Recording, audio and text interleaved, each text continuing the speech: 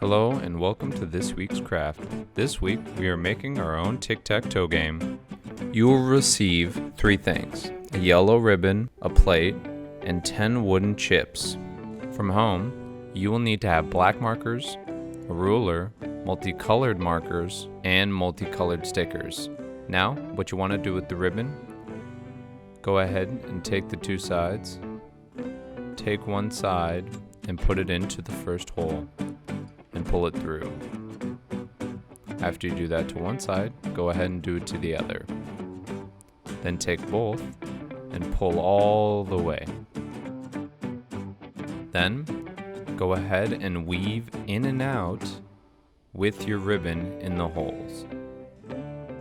Do it on both sides.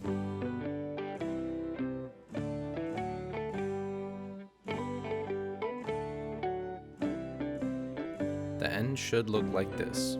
Now time to get into the line drawing. You want to make sure that it has enough space for the pieces to fit. So you want to make sure that each line are about 2 inches apart from each other.